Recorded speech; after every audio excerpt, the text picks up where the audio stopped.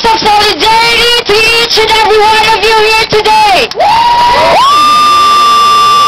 Progressive Filipino Canadians are appalled by the most recent anti-immigrant, anti-worker, and anti-people amendments to the Immigration and Refugee Protection Act that the Conservative government under the leadership of Prime Minister IRPA has introduced and is desperately trying to pass via the Bill C-50 Budget Implementation Bill.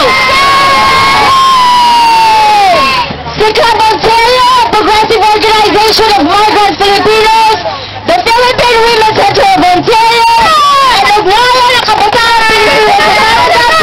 Canadian Youth Alliance strongly oppose these exploitative and oppressive attacks perpetrated against our migrant and immigrant communities here in Canada.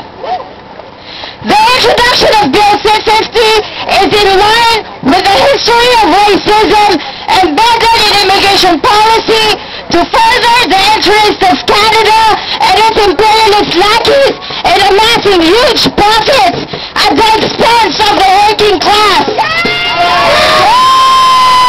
If passed, Bill C-50 is a legislation that will give full authority to the Minister of Immigration to violate the fundamental human rights of all migrants, immigrants, and refugees in Canada in order to achieve its neoliberal agenda of securing a pool of cheap labor to address its labor market needs. This dehumanizes all immigrants and migrants as disposable commodities in its effort to expand the Foreign Temporary Workers Program. Bill C-50 will certainly leave the Filipino community more vulnerable to human rights violations as temporary workers. Anti-racist and anti-woman policies of live-in caregiver program, Filipinos have been placed in slave-like working conditions where they already experience abuse by their employers and long hours without overtime pay. Now, the Canadian government wants to heighten their exploitation by removing the little protection they receive under Canadian laws.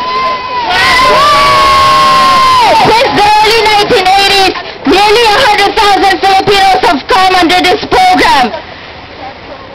Under the LCP, Filipino women must work as live-in caregivers for 24 months within 36 months in order to apply for permanent resident status.